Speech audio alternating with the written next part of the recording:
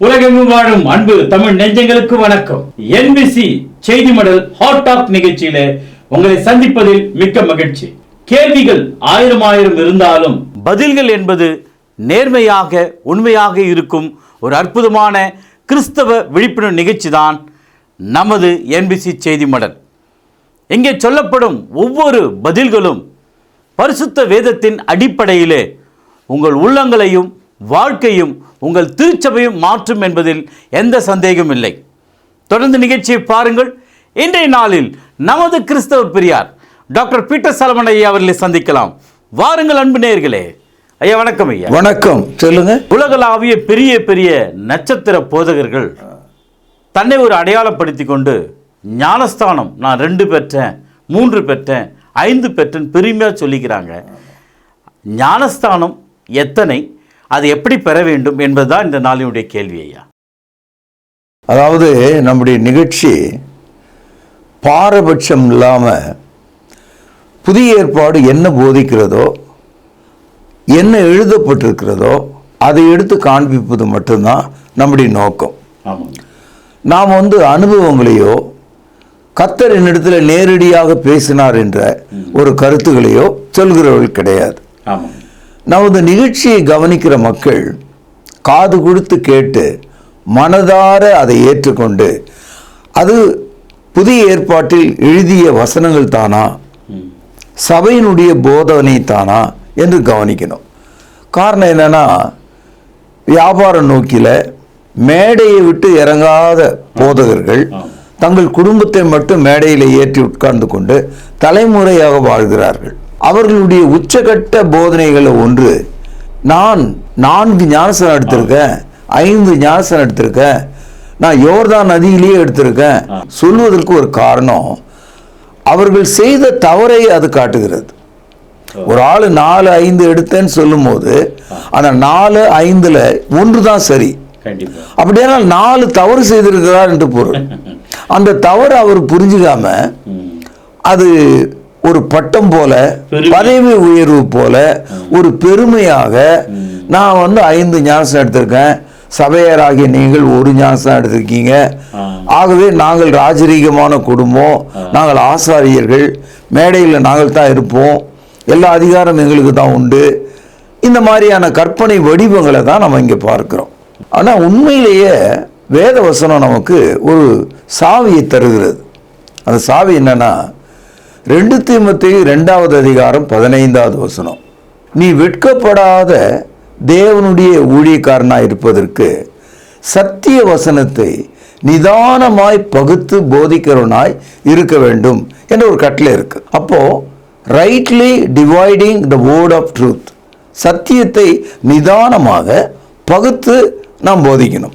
காரணம் என்னன்னா, புதிய ஏற்பாடு என்ற ஒரு புத்தகத்துக்குள்ள மத்தேயு, மார்க்கு, லூக்கா, யோவான், இதில் மத்தேயு 27வது அதிகாரம், மார்க்கு 15வது அதிகாரம், லூக்கா 23வது அதிகாரம், யோவான் 19வது அதிகாரம், இந்த பகுதி அனைத்தும் இன்னும் பழைய ஏற்பாட்டை சார்ந்தது தான். ஏன்னா நான் சொன்ன இந்த அதிகார பகுதியில் இயேசு கூட பழைய ஏற்பாட்டின்படி விருத்த சேதனம் செய்து கொண்டவராகவே, பழைய ஏற்பாட்டு பஸ்கா பண்டிகையை அனுசரிக்கிறவராகவே ஒரு யூதராக தான் இருக்கிறார். சிலுவைக்கு பிறகுதான் புதிய ஏற்பாடு துவங்குது.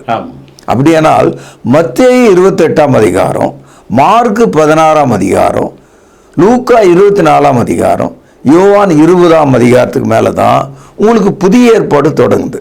அது கூட புதிய ஏற்பாடு தொடங்கினாலும் சபை எப்பொழுது தொடங்குகிறது என்ற ஒரு கருத்தை கேட்டால், அப்போஸ்தலர் நடபடியில் 2ஆம் அதிகாரத்தில் தான் சபை துவங்கின வரலாற்றை படிக்கிறோம். அப்போ நம்ம பகுத்து படிக்கும்போது பைபிளில், அதாவது புதிய ஏற்பாட்டில் சொன்னால் நீங்கள் ரொம்ப ஆச்சரியப்படுவீங்க, ஹார்ட் அட்டாக் உங்களுக்கு வரக்கூடாது, மொத்தம் 5 வகையான ஞானஸ்தானங்களை குறித்த குறிப்புகள் இருக்கு.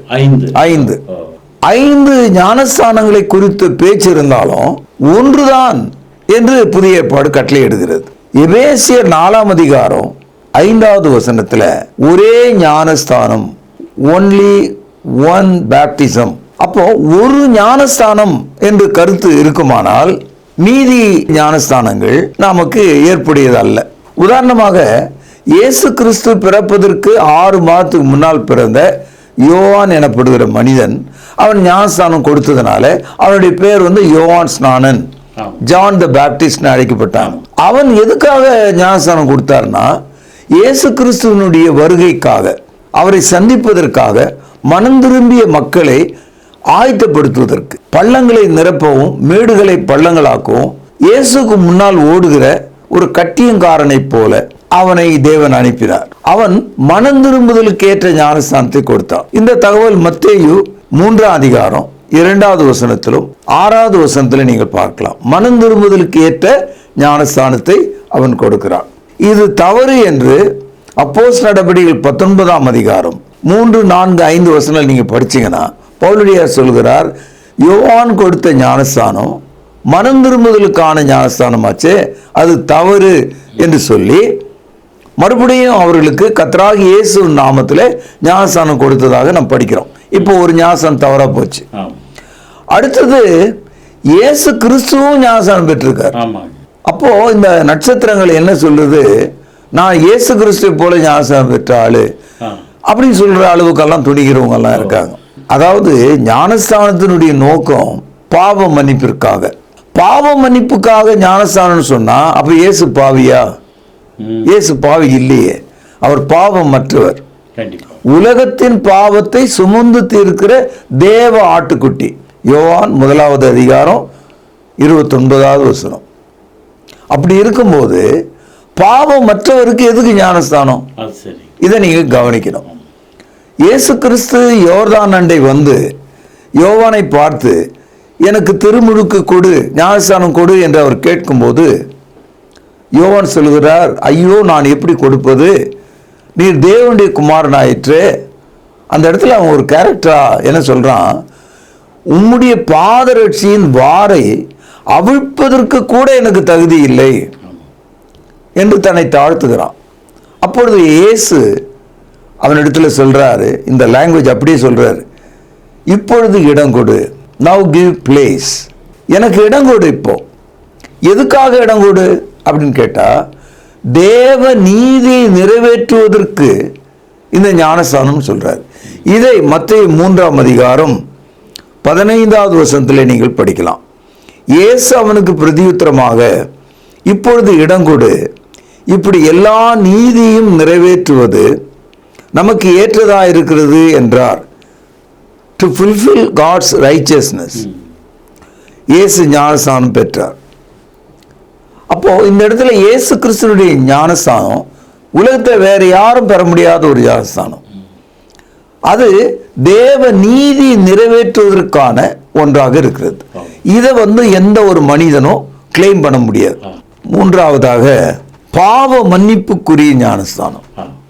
இது இயேசு கிறிஸ்து சிலுவிலே மரித்து 1, அடக்கம் பண்ணப்பட்டு 2, மரித்தோர்ந்து எழுந்து 3. இந்த 3 தகவலுக்கு பிறகு அவர் பரமேறும் முன்னதாக கடைசியாக இந்த ஞானஸ்தானத்தை அறிமுகப்படுத்துறார். அப்படின்னா இது என்ன அர்த்தம்னா, it is after the cross, Christ death, burial and resurrection. இயேசு உயிர்த்தெழுந்த பிறகு கொடுத்த ஞானஸ்தானம் இது. இந்த ஞானஸ்தானத்தை வெறும் எருசலேம்ல சொல்லாம உலகம் முழுதும் போய் சொல்லணும்னாரு. இந்த ஞானஸ்தானத்துல கிறிஸ்து தன்னுடைய முழு அதிகாரத்தை வச்சிருக்கார். இதை நாம மத்தேயு 28ஆம் அதிகாரம் 18, 19 வசனங்களை பார்க்கிறோம். அப்பொழுது இயேசு சமீபத்தில் அவர்களை நோக்கி, வானத்திலும் பூமியிலும் சகல அதிகாரம் எனக்கு கொடுக்கப்பட்டிருக்கிறது.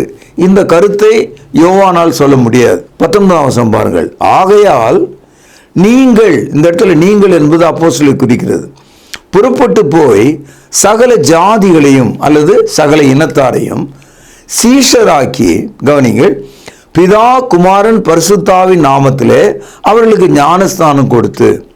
இந்த ஞானஸ்தானத்தை தான் பிரதான கட்டளை, the great commission, great command என்று இதை தான் நம்ம சொல்றோம். இயேசு கிறிஸ்து இந்த கட்டளை கொடுத்த உடனே பரமேற ஆரம்பிச்சிட்டார். அவர்கள் பார்த்து கொண்டிருக்கும் போதே ஒரு மேகத்தின் மீது ஏறி அவர் சென்று விட்டார். இதுதான் கிறிஸ்தவர்களாகிய நாம் அனைவருக்காகவும் கொடுக்கப்பட்ட ஞானஸ்தானம். இதை தான் அப்போஸ்தலர் நடபடிகள் 2ஆம் அதிகாரத்தில் நாம பார்க்கிறோம். அப்போஸ்தலர் நடபடிகள் 2ஆம் அதிகாரத்தில் 36வது வசனம், ஆகையால் நீங்கள் சிலுவையிலே அறைந்த இந்த இயேசுவையே தேவன் ஆண்டவரும் கிறிஸ்துவும் ஆக்கினார் என்று இஸ்ரவேல் குடும்பத்தார் யாவரும் நிச்சயமாய் அறிய கடவர்கள் என்றான். இதை அவர்கள் கேட்டபொழுது இருதயத்திலே குத்தப்பட்டவர்களாகி பேதுருவை மற்ற அப்போஸ்தலரையும் பார்த்து, சகோதரரே, நாங்கள் என்ன செய்ய வேண்டும் என்றார்கள். கவனிங்க, பேதுரு அவர்களை நோக்கி, இது 38வது வசனம், நீங்கள் மனம் திரும்பி, இந்த இடத்துல யோவான் கொடுத்த ஞானஸ்தானத்தில் மனம் திரும்பின்னு இருக்கு. ஆனா இயேசு கிறிஸ்து கொடுக்கிற ஞானஸ்தானத்திலும் மனம் திரும்புதல் இருக்கு. முதல்ல மனம் திரும்பணும். நீங்கள் மனம் திரும்பி, கவனிங்க, ஒவ்வொருவரும், வீட்டுக்கு ஒரு ஆள் இல்லை, அப்பா ஞானஸ்தானம் எடுத்தா பிள்ளைங்க ஞானஸ்தானம் எடுத்த மாதிரி அர்த்தம் இல்லை. ஒவ்வொருவரும் பாவ மன்னிப்புக்கென்று, இந்த இடத்துல ரீசன் சொல்லப்பட்டிருக்கு, ஃபார் த ரிமிஷன், பாவ மன்னிப்புக்கென்று இயேசு கிறிஸ்துவின் நாமத்தினாலே ஞானஸ்தானம் பெற்றுக்கொள்ளுங்கள். நல்ல கவனிங்க, அப்பொழுது பரிசுத்த ஆவியின் வரத்தையும் பெறுவீர்கள். அப்போ இயேசு கிறிஸ்துக்குள்ளாக ஒரே ஞானஸ்தானம், அந்த ஞானஸ்தானத்துக்குள்ள பாவம் மன்னிப்பும் பரிசுத்த ஆவியும் வாக்களிக்கப்பட்டிருக்கிறத நம்ம பார்க்கிறோம். சில பேர் என்ன சொல்றாங்க, இது அப்போஸ்தலர் காலத்தில் வாழ்ந்த மக்களுக்கு தான், இது நமக்கு இல்லை அப்படின்னு நினைக்கிறாங்க. ஆனா இந்த வசனம் நம்ம எல்லாருக்கும் உரியது. நாம் அனைவரும் இந்த வசனத்தின்படி பரிசுத்த ஆவியை பெற்றுக்கொள்ள முடியும். அப்போஸ்தலர் நடபடிகள் 5வது அதிகாரம் 32வது வசனம், இந்த சங்கதிகளை குறித்து நாங்கள் அவருக்கு சாட்சிகளாக இருக்கிறோம். கவனிங்க, தேவன் தமக்கு கீழ்ப்படுகிறவர்களுக்கு தந்தருளின பரிசுத்த ஆவியின் சாட்சி என்றார்கள்.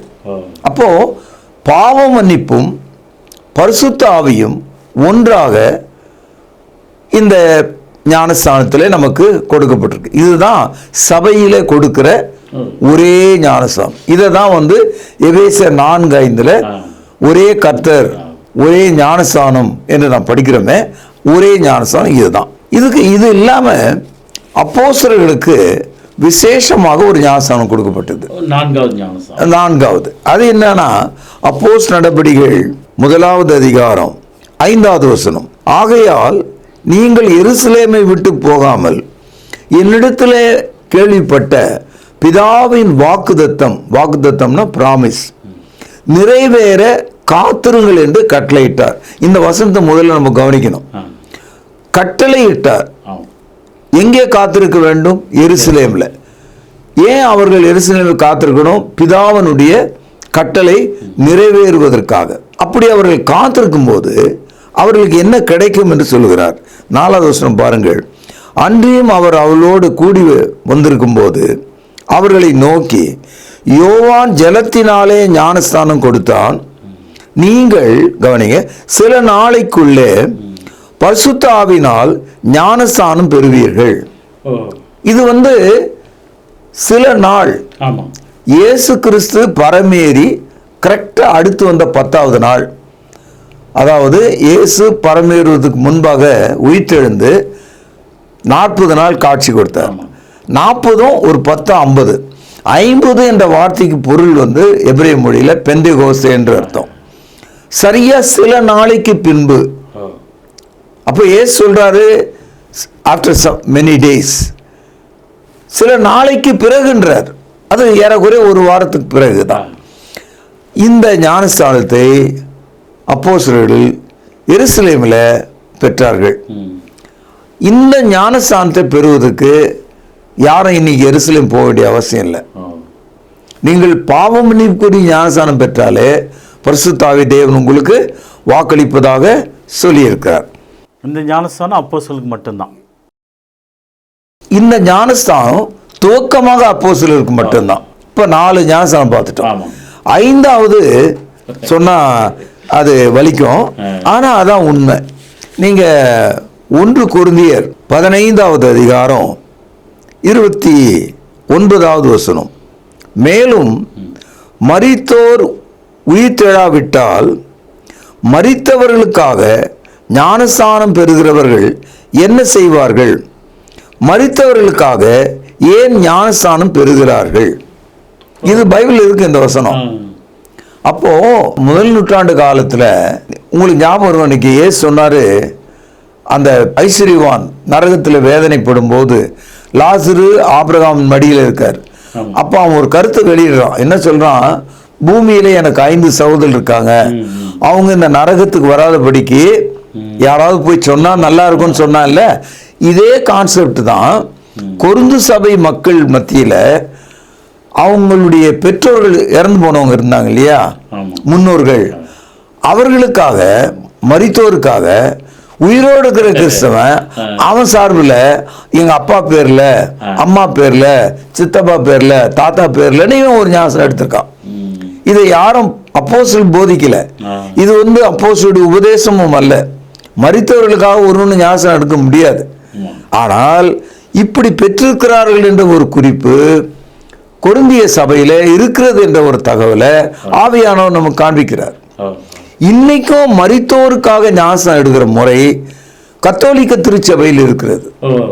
அது மாத்திரம் இல்ல, நான் ஒரு உதாரணம் சொன்னா நீங்க ரொம்ப ஆச்சரியப்படுவீங்க. எப்போ பயங்கர விக்கிரக வழிபாடுகளிலும் பாவங்களிலும் இருந்த பெற்றோர்கள் இறந்து போகும்போது அன்லைசன்ஸ்டு பாஸ்டர்ஸ் இருக்காங்களே, அவங்க ஜபக்கூட்டத்தில் என்ன சொல்றாங்க தெரியுங்களா? எங்க அப்பா இன்னாரு பரலோகத்தில் இருக்காரு, மோட்சத்தில் இருக்காருன்னு சொல்றாங்க. நீங்க பார்த்துருப்பீங்க. அப்போ பாவம் மன்னிப்புக்குரிய ஞானஸ்தானத்தை பெறாத பெற்றோர்கள், உறவினர்கள் அவங்களுடைய அடக்க கூட்டத்தில், சபை அடக்கத்தில் அல்லது அவருடைய நினைவு கூறும் கூட்டத்தில் இவன் எல்லாம் மோட்சத்தில் இருக்கான்னு சொல்லும்போது மரித்தோருக்கான ஞானஸ்தானத்தை குறித்து பேசுகிற மக்கள் தானே இவர்கள். இன்னைக்கு இருக்கிற பெரும்பாலான மக்கள் இப்படிதான் வீடுகளில் போய் அவங்கெல்லாம் மோட்சத்துக்கு போயிடுவாங்க. அவர் சபையே என்னன்னு தெரியாது, ரட்சிக்கப்படலை, பாவ மன்னிப்பு பெறலை, திருவிருந்து பெற்றதில்லை. இந்த துரோகத்தை பேச்சாக வழக்காக இன்னைக்கு கொண்டிருக்கிறது நீங்கள் பார்க்கலாம். பாஸ்டா இருக்கிறதுனால அவரும் பரலோகம் போயிட்டு அவர் போயிட்டாரு அப்படின்னு நினைக்கிறாங்க. இது அத்தனையும் தவறு. ஆகவே யோவான் கொடுத்தது மனம் திரும்புதலுக்குரிய ஞானஸ்தானம், இயேசு கிறிஸ்து பெற்றது தேவனுடைய நீதியை நிறைவேற்றுவதற்கான ஞானஸ்தானம், நீங்களும் நானும் பெறுவது பாவ மன்னிப்பும் பரிசுத்தாவியும் பெறுவதற்கான ஞானஸ்தானம், அப்போஸ்தலர்கள் மட்டும் பெற்றது பரிசுத்தாவிக்குரிய ஞானஸ்தானம், தவறாக போதிக்கப்பட்டது கொரிந்து சபையில மரித்தோருக்கான ஞானஸ்தானம். இந்த 5 ஞானஸ்தானங்களில் ஒன்றுதான் சரி. அந்த ஒன்று இயேசு கிறிஸ்துவினுடைய அதிகாரத்தின்படி, கட்டளையின்படி, அப்போஸ்தலருடைய போதனையின்படி பாவ மன்னிப்புக்குரிய ஞானஸ்தானம். இதுதான் எபேசியர் 4:5 நம்ம பார்க்கிறோம். ரெண்டாவது, இயேசு கிறிஸ்துக்குள்ளாக ஞானஸ்தானம் பெறும்போது அவர்கள் யோர்தான் நதிக்கு போக வேண்டிய அவசியம் இல்லை. மாறாக அவர்கள் இயேசு கிறிஸ்துனுடைய மரணத்துக்குள்ளாக போக வேண்டும். உதாரணமா இந்த 4 ஞானஸ்தானத்துல அவங்க எங்க வேணாலும் எடுத்திருப்பாங்க. ஆனா பாவ மன்னிப்புக்குரிய ஞானஸ்தானத்துல ஒரு முக்கியமான நிகழ்ச்சியை வேறுபடுத்தி காட்டுகிறது. இந்த ஞானஸ்தானத்துல இயேசுனுடைய மரணம் இடம்பெறுகிறது. ஒரு பாவி மனம் திரும்பும் போது கிறிஸ்துவுடனே மனதால் மரிக்கிறான். ஒரு பாவி கிறிஸ்துவுடனே கூட தண்ணீரில் அடக்கம் பண்ணப்படுகிறான். ஒரு பாவியாகிய மனுஷன் தண்ணீரிலிருந்து கரையேறும்போது அவன் நீதிமானாக்கப்பட்டவனாக, பரிசுத்தம் உள்ளவனாக, கிறிஸ்துக்குள்ளாக புதிய சிருஷ்டியாக வருகிறான். அப்போ the New Testament baptism, the only one baptism, make a candidate to get into Christ death, burial and resurrection. இந்த 3 இல்லாம ஒரு ஞானஸ்தானம் கிடையாது. இத ரோமருக்கு எழுதிய நிருபம் 6ஆம் அதிகாரத்துல 3வது வசனத்திலிருந்து வாசிக்கிறேன், கவனிங்க. கிறிஸ்து இயேசுவுக்குள்ளாக ஞானஸ்தானம் பெற்ற நாம் அனைவரும் அவருடைய மரணத்துக்குள்ளாக ஞானஸ்தானம் பெற்றதை அறியாமல் இருக்கிறீர்களா? ஒரு கேள்வி கேட்கிறார். ஞானஸ்தானம் என்பது கிறிஸ்துவனுடைய மரணத்தை நமக்கு காண்பிக்கிறது. அடுத்தது, மேலும் பிதாவின் மகிமையினாலே கிறிஸ்து மரித்தோரிலிருந்து எழுப்பப்பட்டது போல நாமும் புதிதான ஜீவனுள்ளவர்களாய் நடந்து கொள்ளும்படிக்கு அவருடைய மரணத்துக்குள்ளாகும் ஞானஸ்தானத்தினாலே கிறிஸ்துவுடனே கூட அடக்கம் பண்ணப்பட்டோம். மரித்தோம், அடக்கம் பண்ணப்பட்டோம். மூன்றாவதாக, ஆதலால் அவருடைய மரணத்தின் சாயிலே நாம் இணைக்கப்பட்டவர்களானால் அவர் உயிர்த்தெழுதல் சாயலிலும் இணைக்கப்பட்டிருப்போம். அப்போ புதிய ஏற்பாட்டு ஒரே ஞானஸ்தானம் கிறிஸ்துவின் அதிகாரத்தின்படி கிறிஸ்துவனுடைய மரணம், அடக்கம், உயிர்த்தெழுதலை இணைத்த ஒன்றாக இருக்கிறது. இந்த தகவல் முழுவதையும் தள்ளிட்டு நான் ஞானஸ்தானம் எடுத்திருக்கேன், நான் 5 ஞானஸ்தானம் எடுத்திருக்கேன், நான் கன்னியாகுமரியில் எடுத்திருக்கேன், நான் மதுரையில் எடுத்திருக்கேன், நான் யோர்தான் நதி எருசலேமில் எடுத்திருக்கேன், நான் அமெரிக்காவிலேயே போய் எடுத்திருக்கேன், நீ எங்கே வேணா போ. நீ இருக்கிற இடத்துல பாவ மன்னிப்புக்குரிய ஞானஸ்தானம் கிறிஸ்துவனுடைய மரணம், அடக்கம், உயிர்த்தெழுதலில் பங்கு கொண்டதாக இருக்க வேண்டும். இந்த ஞானஸ்தானம் என்ற சொல்லுக்கான விளக்கங்களை கொஞ்சம் சொன்னால் நல்லா இருக்கு ஐயா. அதாவது ஞானஸ்தானம் அது தமிழில் மொழிபெயர்த்தவங்க அதுக்கு அர்த்தத்தை சொல்றதுக்காக கூடுதலாக தவறாக மொழிபெயர்த்திருக்காங்க. உதாரணமாக ஞானம் ப்ளஸ் ஸ்நானம். ஸ்நானம்னா குளிப்புன்னு அர்த்தம், ஞானம்னா உங்களுக்கு தெரியும்.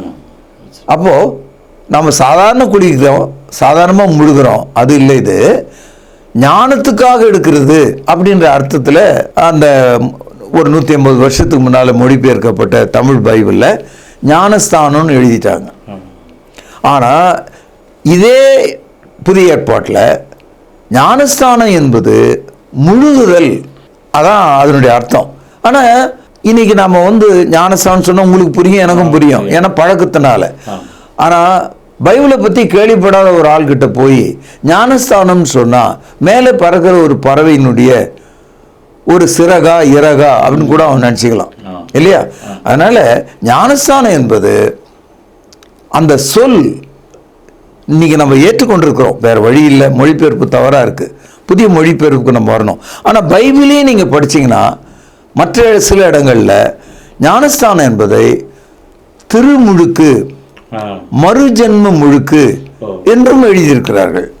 நான் அதை எடுத்து வாசித்து காண்பிக்கிறேன்.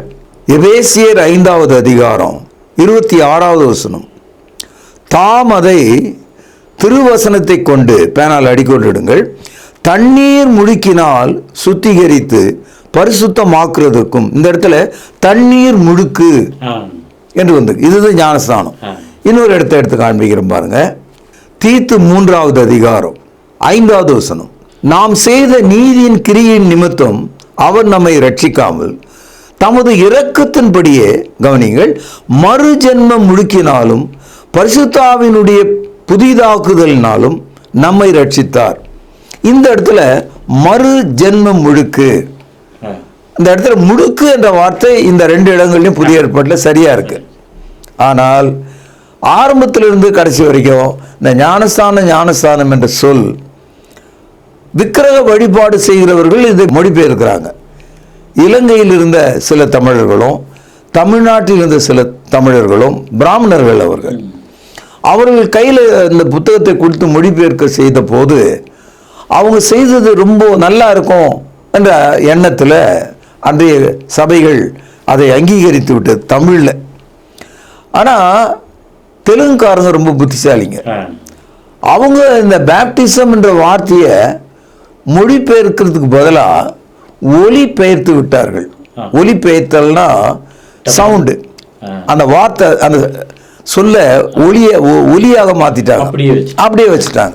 இப்போ உதாரணமாக மூல மொழியில், அதாவது கிரேக்க மொழியில் இந்த பேப்டிசம் என்ற வார்த்தை பாப்டிஸ்மா மான் தான் இருக்குது. அதை தெலுங்கு ஆளுங்க அதை மொழிபெயர்க்கிறாங்க. அவங்களும் நம்ம மாதிரி ஞானஸ்தானம் என்ற ஒரு புது சொல்ல அங்கே கொண்டாடாமல் பயந்து போய் அங்கே மொழிபெயர்த்தவங்க பேப்டிஸ்ட் சபையை சேர்ந்தவங்க இந்த 150 வருஷத்துக்கு முன்னால். அவங்க என்ன பண்ணாங்க, நமக்கு எதுக்கு அநியாயம், ரெண்டாவது சபைகளில் குழந்தைகளும் ஞானஸ்தானம் பெறுறாங்க, பெரியவங்களும் பெறுறாங்க, எதையாவது ஒன்று அவன் பெற்றுக்கிட்டோம் அப்படின்னு சொல்லிட்டு 2த்துக்கு இடையில மொழிபெயர்ப்பு செய்யாமல் தமிழில் 3 சொல்கிறோம் பார்த்தீங்களா, அந்த வார்த்தையை அங்கே கொண்டு போய் சொல்லிட்டான். என்ன சொல்லிட்டான், பேப்டிஸ்ட்ன்ற வேர்டு தெலுங்கு மொழியில் பாப்திஸ்மு, நேர கிரேக்க மொழியையும் தமிழில் இருக்கிற அல்லது தெலுங்குல இருக்கிற மூவையும் இணைச்சிட்டான். தெலுங்குல பாப்திஸ்மு தான். ஆனால் தமிழில் வரும்போது இவ்வளவு கொடுமையான ஞானஸ்தானம் என்ற சொல், ஞானம் பிளஸ் ஸ்தானம் என்ற ஒரு சொல்ல இவங்க இங்க திணிச்சு வச்சிருக்காங்க. 1611 வருஷம் கிங் ஜேம்ஸ் அவர் என்ன பண்ணாரு, சபை கத்தோலிக்கத்தை விட்டு வெளியே வருது. இந்த நிகழ்ச்சி 1526 நடக்குது. மார்ட்டின் லூதர் 1500 முதல் 100 வருஷ காலம் 1600 வரைக்கும் பைபிளை மக்கள் பலவிதமாக அதன் கருத்துக்களை தாறுமாறாக்கி செய்துட்டே இருந்தாங்க. இன்னைக்கும் நீங்க பைபிளை, இங்கிலீஷ் பைபிளை எடுத்து பார்த்தீங்கன்னா ஆத்தரைஸ்ட் வெர்ஷன் அப்படின்னு போட்டிருக்கோம். யார் ஆத்தரைஸ் பண்ணாருன்னா கிங் ஜேம்ஸ் தி 5th பண்றார். அவர் என்ன பண்ணிட்டாரு, ஒரு 70 ஸ்காலரை ஒன்னா கூட்டி, அதாவது 15வது நூற்றாண்டுலேருந்து 16வது நூற்றாண்டு வரைக்கும் புராட்டஸ்டன்ட் சபைகளுக்குள்ளவே பல பிரிவுகள் உருவாச்சு. உதாரணமா லூதரன், ஆங்கிலிக்கன், யூரோப்பியன், பேப்டிஸ்ட், இது மாதிரி நிறைய சபைகள் கிளை கிளையாக அந்த 100 ஆண்டுல வந்துடுச்சு.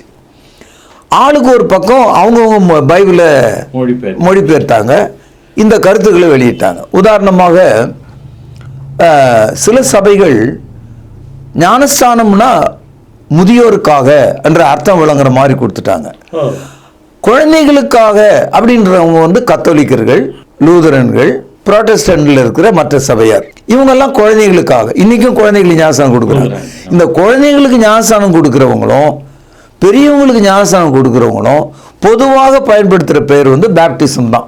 பேப்டிசம்ன்ற அந்த வார்த்தை இங்கிலீஷில் நம்ம எழுதும் போது கடைசியாக ZS போடுவோம். ஆனால் மூல மொழியில் பேப்டிஸ்மான் தான் இருக்கு. இந்த மொழிபெயர்ப்பு கமிட்டியில் இருந்த அந்த 70 பேரும் புராட்டஸ்டன்ட் ஸ்காலர்ஸ், அவங்க அனைவரும் இன்ஃபன்ட் பேப்டிசம், குழந்தை ஞானஸ்தானம் எடுத்தவங்க. இதை ராஜாவுக்கு சொல்றாங்க, இது புதிய ஏற்பாட்டு படி முழுக்க ஞானஸ்தானத்துக்குரிய வார்த்தைன்னு. ராஜாவும் குழந்தை ஞானஸ்தானம் எடுத்தவர் தான். இதான் சபையினுடைய வரலாறு. அப்போ அவரு யோசிக்கிறாரு, ஒரே ஞானஸ்தானம் இருக்கு, நான் இன்னொரு தடவை எடுக்க முடியாது. ஆக இந்த குழப்பத்திலிருந்து விடுதலை செய்வதற்கு நம்ம இந்த பேச்சுக்கே போக வேண்டாம், நீங்க அப்படியே டிரான்ஸ்லிட்ரேட் பண்ணிடுங்க. ஞானஸ்தானம் என்ற அந்த சொல், அதாவது பேப்டிசம் என்ற சொல்ல நீங்க ஆங்கிலத்தில் மொழிபெயர்க்கும் போது புதுசா அர்த்தம் எதுவும் சொல்லாம பேப்டிஸ்மான்ற சொல்ல பேப்டிசம் என்ன அப்படியே எழுதிருங்க. டிரான்ஸ்லிட்ரேட்னு இதுக்கு தான் பேரு. அதை ஒலி வடிவமாக மாற்றிட்டாங்க, பொருள் வடிவமாக மாற்றல. அந்த நிலை இன்னைய வரைக்கும் தொடருகிறது. அதனால்தான் ஞானஸ்தானத்தில் இவ்வளவு பெரிய குழப்பத்தை இந்த சபைகள் மத்தியில் இருக்கிறத நாம் பார்க்கிறோம். இதை விட ரொம்ப முக்கியமாக ஒரு சாப்பாட்டில் கடைசியாக வச்ச ஒரு உப்பு மாதிரி தேவைப்பட்டால் எடுத்துக்கலாம். அந்த மாதிரி தான் ஞானஸ்தானத்தை இந்த கிறிஸ்தவத்தில் உள்ள 3வது பிரிவு மக்கள் அவங்க சபைக்கு கர்த்தருடைய பந்தியெல்லாம் எடுத்துட்டு ரட்சிக்கப்பட்டவர்கள் என்று சாட்சி சொல்லிகிட்டே இருப்பாங்க. ஒரு நாளில் ஏதோ ஒரு கடமைக்காக பெரிய பாஸ்டர் சொல்கிறாருன்னு சொல்லி நான் தண்ணீரில் ஞானஸ்தானம் பெற்றேன், ஜலத்தில் ஞானஸ்தானம் பெற்றுக்கொண்டேன் என்று புது வருஷம் அன்னைக்கு ஞானஸ்தானம் எடுத்துக்குவோம்.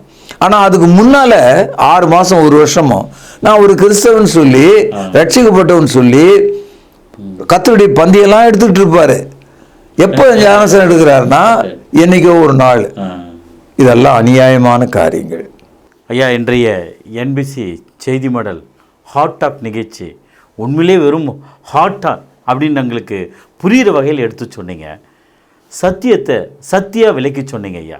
மிக்க நன்றிங்க ஐயா. உலகளாவிய தமிழ் சொந்தங்களே, நீங்கள் எந்த ஞானஸ்தானத்தை பெற்றிருக்கிறீர்கள்?